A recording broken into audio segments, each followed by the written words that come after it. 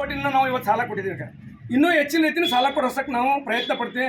ಸದಸ್ಯರು ಯಾರು ಇಲ್ಲಿ ಯಾರು ಈ ಸಂಸ್ಥೆಯ ಸಾಲ ದೊರಕಿಲ್ಲ ಅವರೆಲ್ಲರೂ ಗುರುತಿಸಿ ಎಲ್ಲೆಲ್ಲಿ ಈಗ ಆಲ್ರೆಡಿ ಎಲ್ಲ ಡೈರೆಕ್ಟರ್ಗಳು ಆ ಊರಲ್ಲಿ ಯಾರು ಸಾಲಗಾರ ನಮ್ಮ ಸಂಸ್ಥೆಯಲ್ಲಿ ತಗೊಂಡಿಲ್ಲ ಅಂತ ಹೇಳ್ತಾರೆ ಅವರೆಲ್ಲರೂ ಗುರುತಿಸಿ ಕರ್ತಂದು ಅವರಿಗೆಲ್ಲ ಸಾಲ ಸೌಲಭ್ಯ ಕೊಡ್ಸೋಕೆ ನಾವು ವ್ಯವಸ್ಥೆ ಮಾಡ್ತೀವಿ.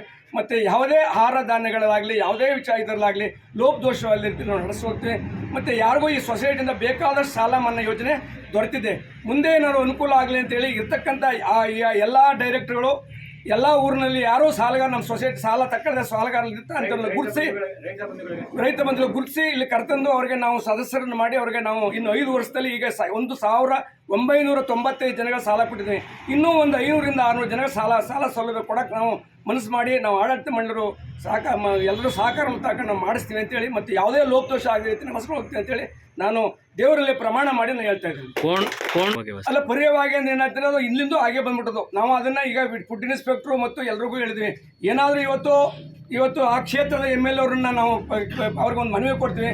ಅವರೇನಾದ್ರು ಅದನ್ನು ಜಾರಿ ಮಾಡಿಕೊಂಡು ವ್ಯವಸ್ಥೆ ಮಾಡ್ಕೊಂಡು ನಾವು ಅಲ್ಲೇ ಕೊಡೋಗೂ ಮಾಡ್ಕೊಡ್ತೀವಿ. ಎಲ್ಲಿ ಸೊಸೈಟಿ ನಾವು ಈಗ ಹೆಚ್ಚು ಕಮ್ಮಿ 11 ಕೋಟಿ 10 ಕೋಟಿ ಸಾಲ ಕೊಟ್ಟಿದ್ದೀವಿ.